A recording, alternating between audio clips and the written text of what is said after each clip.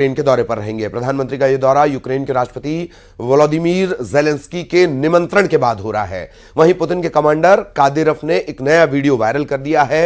इस वीडियो में कादिरोव ने ऐसी बात कह दी है कि सबसे बड़ा सवाल टेस्ला कंपनी के मालिक एलन मस्क से पूछा जा रहा है।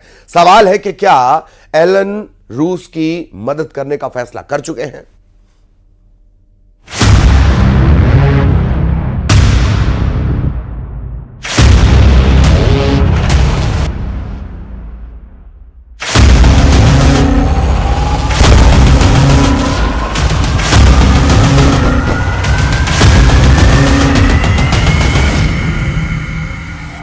इस गाड़ी को पहचानते हैं आप?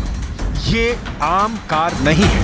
ये गाड़ी अब यूक्रेन के युद्ध में उतरने के लिए तैयार है और ये दावा करने वाला है पुतिन का सबसे वफादार और भरोसेमंद कमांडर रमजान कादिरोव। ये गाड़ी है टेस्ला कंपनी का साइबर ट्रक और इसे बनाने वाले हैं दुनिया के सबसे अमीर शख्स अमेरिका के Elon Musk. Welcome to the Cybertruck unveil.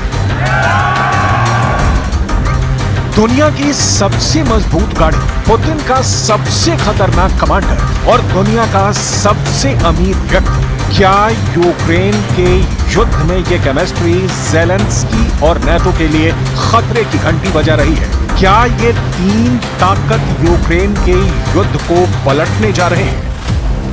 इस कार को लेकर यूक्रेन युद्ध में ज़ेलेंस्की के लिए खतरे की घंटी वाकई बज रही है। ऐसी बात हवाई नहीं है। एक तरफ रूस के कुर्स्क में खतरनाक लड़ाई चल रही है। पुतिन की गुफा में घुसी यूक्रेन सेना को रूस के कमांडो मौत के घाट उतार रहे हैं। अब ऐसे में साइबर ट्रक के साथ हुई रमजान कादिरोव की एंट्री ने पूरी दुनिया में हलचल मचा दी है।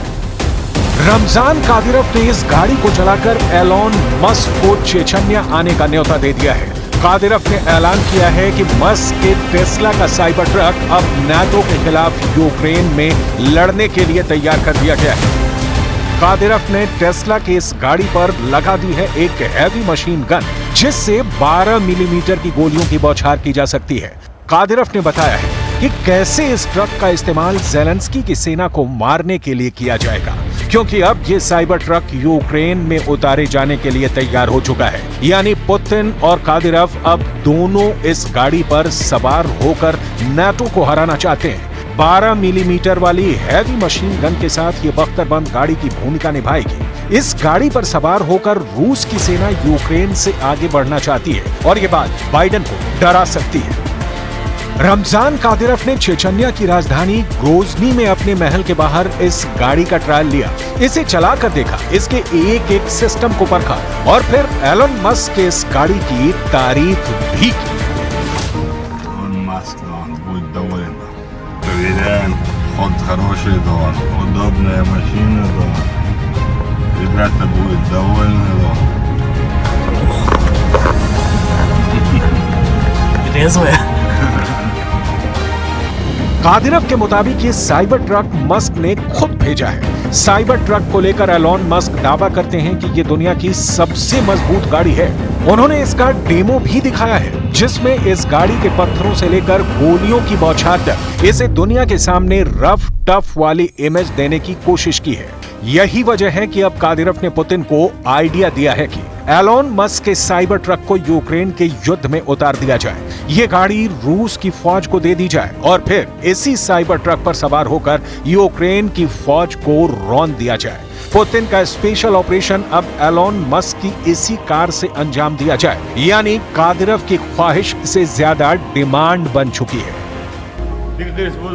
Хороший аппарат, но спасибо Илону Маску, но за такой транспорт, он скоро отправится на СВО, на передовой, ребята проверят, потом мы напишем характеристику, что нужно поменять.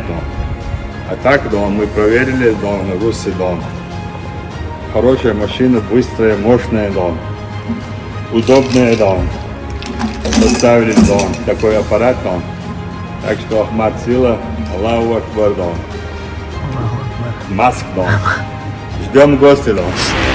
जब कमांडर कादिरोव टेस्ला की गाड़ी के साथ वीडियो बना रहा था, तब पुतिन अजरबैजान के दौरे पर थे।